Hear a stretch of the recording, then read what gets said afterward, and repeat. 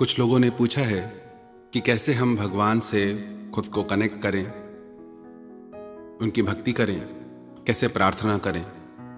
क्या भगवान की भक्ति करने के लिए घर छोड़ना ज़रूरी है या फिर सारा दिन बैठ के भजन ध्यान करना ज़रूरी है। चैतन्य महाप्रभु से किसी ने पूछा कि भक्त किसे कहते हैं, भक्त कौन है। उन्होंने कहा 3 प्रकार के भक्त होते हैं। जिसने जिंदगी में एक बार भी भगवान को पुकारा है वो भी भक्त है, जो रोज पुकारते हैं वो भी भगवान के भक्त हैं, पर जो सारा दिन भगवान की यादों में डूबे रहते हैं वो भक्त सबसे श्रेष्ठ हैं। आप भले सारा दिन जप न करें, सारा दिन ध्यान न करें, 5 घंटे नहीं, 2 घंटे नहीं, 1 घंटा नहीं, सिर्फ 5 मिनट जब रात को आप सोने लगें, सिर्फ 5 मिनट के लिए दिल से परमात्मा को याद करें, प्रार्थना करें कि धन्यवाद है तेरा परमात्मा कि जो कुछ भी तूने जिंदगी में दिया है उन सब के लिए धन्यवाद है तेरा। और जब सुबह उठें, सिर्फ 5 मिनट के लिए भगवान को दिल से धन्यवाद दें कि तूने फिर से एक नया दिन दिया मेरी जिंदगी में, फिर से मौका दिया कि मैं कुछ कर सकूं अपने जीवन में। कितनी गलतियां होती हैं हमसे जीवन में, मैं रोज गुनाह करता हूं, वो रोज बख्श देता है। मैं आदत से मजबूर हूं और वो रहमत से मशहूर है। हृदय से 5 मिनट की प्रार्थना भी आपके भीतर एक नई शक्ति भर देगी, आपके भीतर जीतने की एक नई ताकत आ जाएगी, दुखों से लड़ने की आपको नई ऊर्जा मिलेगी। एक बार भगवान से नारद ने पूछा कि आपका सबसे बड़ा भक्त कौन है। उसे लगा मैं सारा दिन नारायण नारायण करता हूं तो मुझसे बड़ा भक्त कौन होगा। भगवान उससे बोले कि एक किसान है, धरती पे रहता है, वो मेरा सबसे बड़ा भक्त है। नारद को सुन के आश्चर्य हुआ कि मुझसे बड़ा भक्त कौन हो सकता है। उसने सोचा जाके देखता हूं। जब उसने उस किसान की दिनचर्या देखी, सुबह को 1 माला भगवान के नाम की जप के अपने खेतों में काम करने चला जाता था। खेतों से लौटकर रात को अपने घर आकर सोते समय भगवान के नाम की फिर 1 माला जपता था। और सारा दिन कोई जप तप नहीं करता था, ईमानदारी से अपना जीवन जीता था, अपने माता पिता की सेवा करता था, अपनी पत्नी अपने बच्चों का लालन पालन करता था, किसी का दिल नहीं दुखाता था। तो नारद को आश्चर्य हुआ कि ये कैसे सबसे बड़ा भक्त हो सकता है।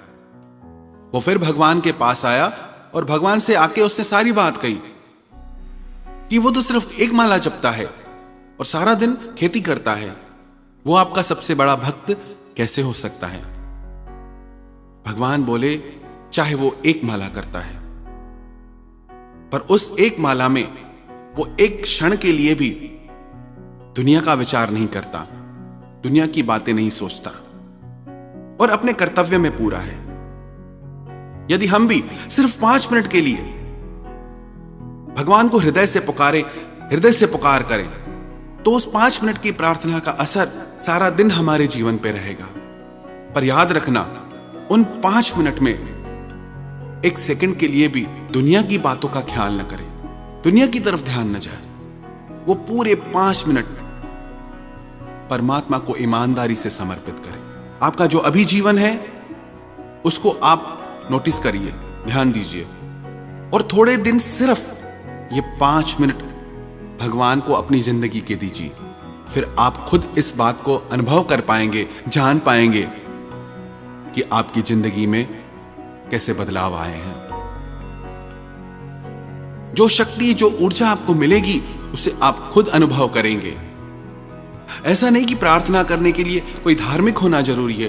प्राणी मात्र, मनुष्य मात्र अगर परमात्मा को 5 मिनट के लिए भी धन्यवाद देना, अरे हमारी तो इतनी ताकत भी नहीं कि खुद से सांस भी ले सके, वो सब परमात्मा ने ऐसी सुविधा कर दी।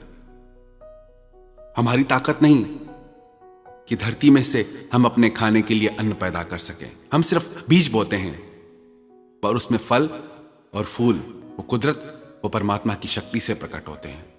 हमारे जीवन में भी ऐसे ही खुशियों के फूल प्रकट हो जाएंगे अगर उसमें प्रार्थना का बीज पड़ जाए तो। एक गांव में 3 भोले भाले साधु आए, वो तीनों परमात्मा को प्रार्थना करते थे। उनकी भावना का, उनकी प्रार्थना का ऐसा असर हुआ पूरे गांव पे कि उनके पास भीड़ आने लगी। तो जो गांव का पादरी था उससे बड़ा आश्चर्य हुआ कि कौन 3 साधु आए हैं। वो उनके पास गया, उससे लगा कि लगता है कि कोई बहुत बड़े विद्वान होंगे, पर उसने आके देखा कि वो तीनों तो बहुत सीधे साधे लग रहे थे, ज्यादा पढ़े लिखे भी नहीं थे। उस पादरी ने पूछा कि तुम कौन सी प्रार्थना करते हो? वो तीनों बोले कि हम पढ़े लिखे नहीं हैं, हमें तो कुछ आता नहीं।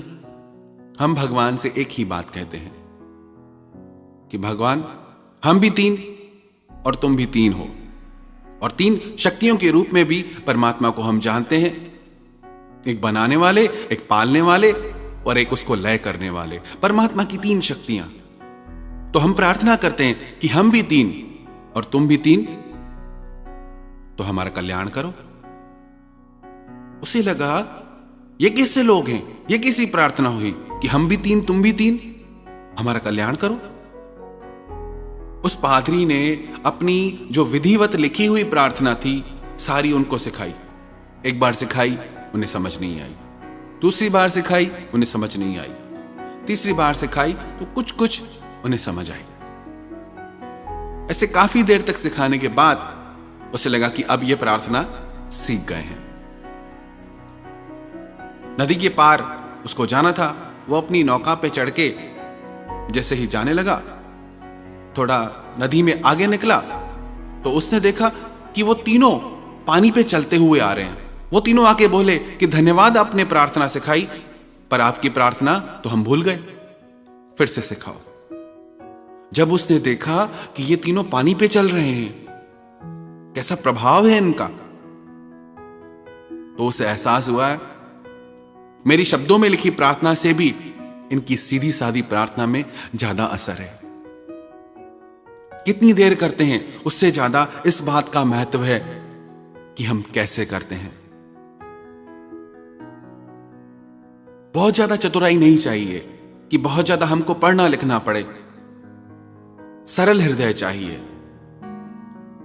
चतुराई चौपट करे, ज्ञानी गोता खाए, और भोले भाले भक्त को तो जल्दी प्रभु मिल जाए।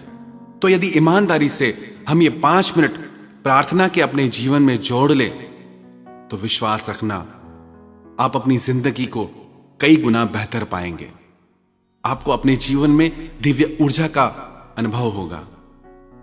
आपको लगेगा कि हां, कि भगवान है मेरे साथ हर बात में। बस आपको अपनी प्रार्थनाओं पे विश्वास जगाना होगा। If you worry, it means you don't pray. If you prayed, then why do you worry? अगर आप चिंता करते हैं तो अभी वो प्रार्थना आप सीखे नहीं। आपकी प्रार्थना भी अभी आपका विश्वास नहीं।